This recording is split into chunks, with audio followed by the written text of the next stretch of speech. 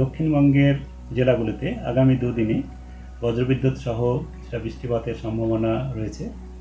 মূলত বজ্রবিদ্যুৎ সহ বৃষ্টিপাত এবং দমকা হওয়ার সম্ভাবনা রয়েছে আমাদের পশ্চিম এবং উত্তরের জেলাগুলোতে।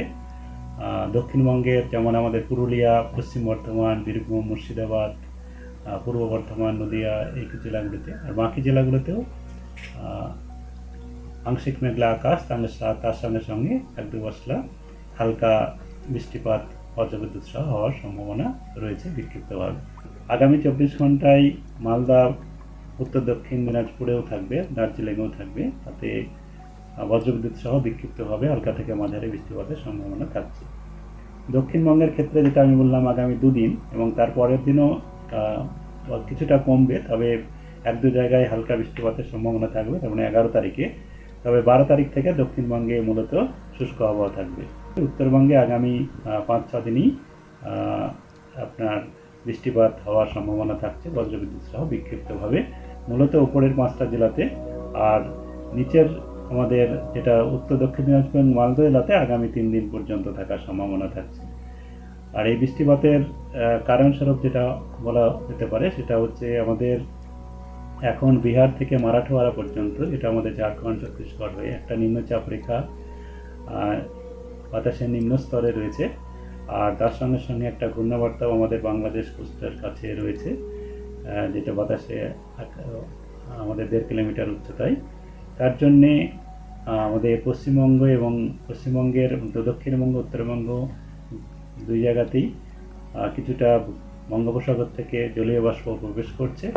আর এই জলীয় বাষ্প প্রবেশ করছে এবং কিছুটা হিটিং হয়েছে, তার জন্যেই বজ্রবিদ্যুৎ সহ বৃষ্টিপাতের সম্ভাবনা থাকছে।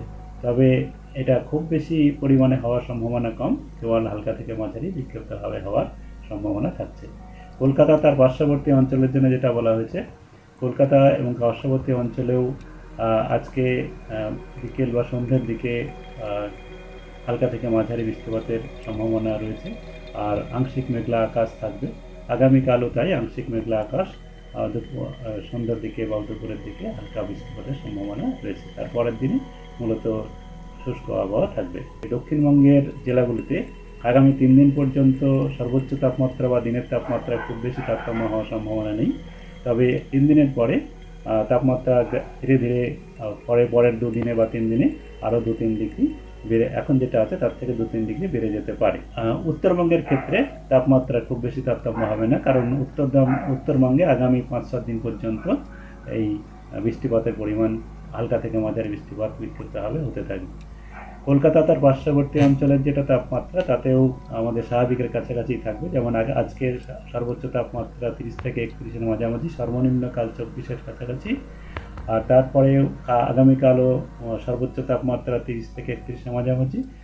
আর তৃতীয় দিন থেকে বেড়ে 33-34 পর্যন্ত যেতে পারে আগামী 12-13 তারিখ নাগাদ।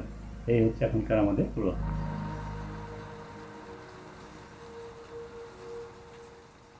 ফলো করুন সংবাদ প্রতিদিন ডিজিটাল।